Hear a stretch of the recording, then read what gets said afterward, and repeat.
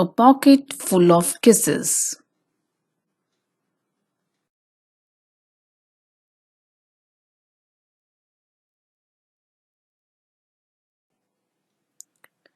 Chester Raccoon sat in the hollow of a tree stump and pouted.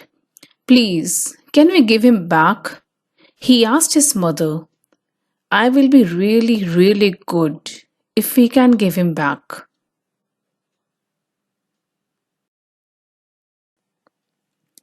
Mrs. Raccoon smiled tenderly. You are already really, really good, Chester. But I'm afraid no matter how good you are, we can't give him back.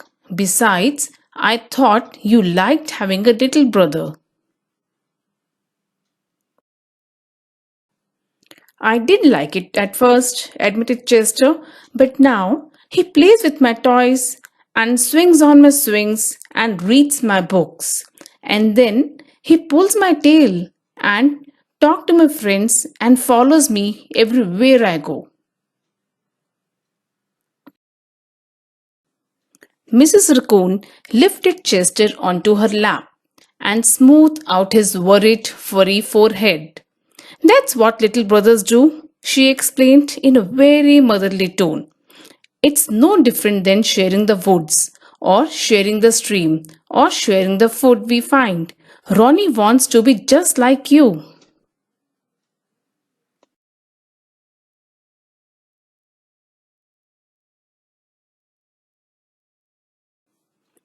Mrs. Raccoon placed Chester on the ground and smiled at him with the soft, loving eyes he knew so well. I think someone needs a kissing hand, she said in a voice that was warm and inviting. She took Chester's hand in her own and spread open his tiny fingers into a fan. Leaning over, she kissed him right in the middle of his palm.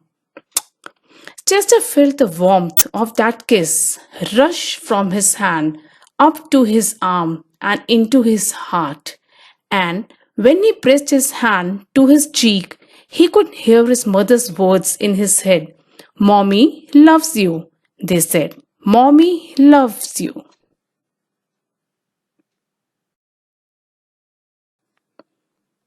Chester grinned so wide, the tips of his silky black mask crinkled upward.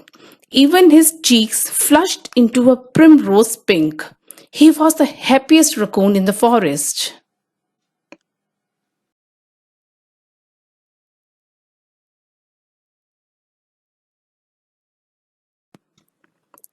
Then, in the blink of a moment, all the joy went out of the little raccoon. His pink cheeks paled, and a stream of tiny, hot tears fell like spring rain down his sad little face. Even his silky black mask drooped as he watched his mother reach down, take Ronnie's hand in her own, open his tiny fingers into a fan, and kiss his brother right in the middle of his palm. That was my kissing hand, Chester gasped in the saddest voice his mother had ever heard. Why did you give Ronnie my kissing hand? Don't you love me anymore?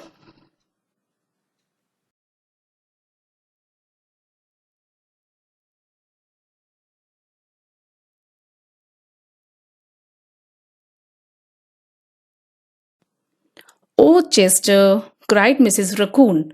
Of course I love you. Then how come you gave the baby my kissing hand? Asked Chester.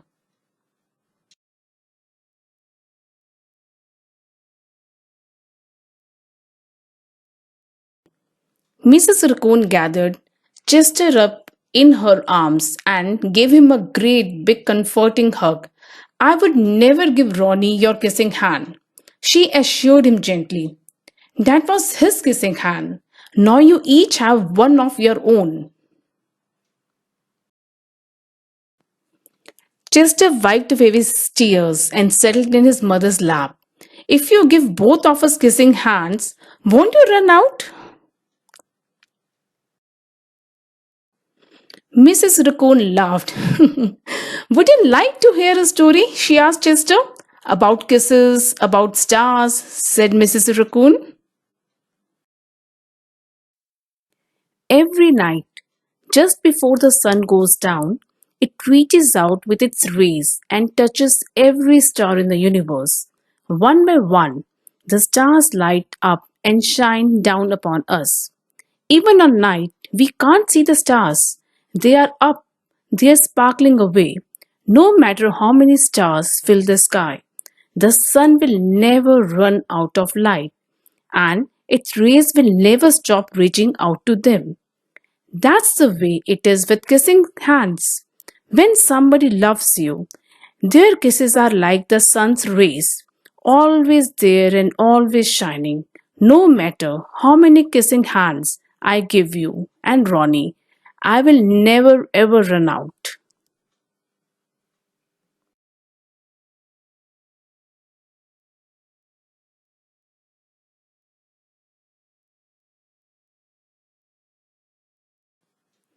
But you were right about one thing. Mrs. Raccoon told Chester. Ronnie's big brother widened his eyes and looked surprised. What's that? He asked his mother. You are the big brother, and that deserves something extra special. Mrs. Raccoon put Ronnie on a swing, then took Chester's right hand in hers and spread open his tiny fingers into a fan. Leaning over, she kissed him right in the middle of his palm. That kiss is for your pocket, she told him. Take good care of it and keep it as a spare. You never know when a big brother might need a little extra care. Chester hugged his mother and romped away. I love you too, he seemed to say.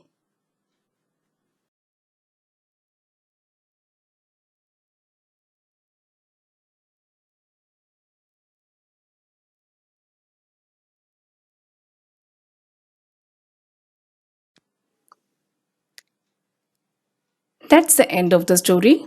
Thank you so much.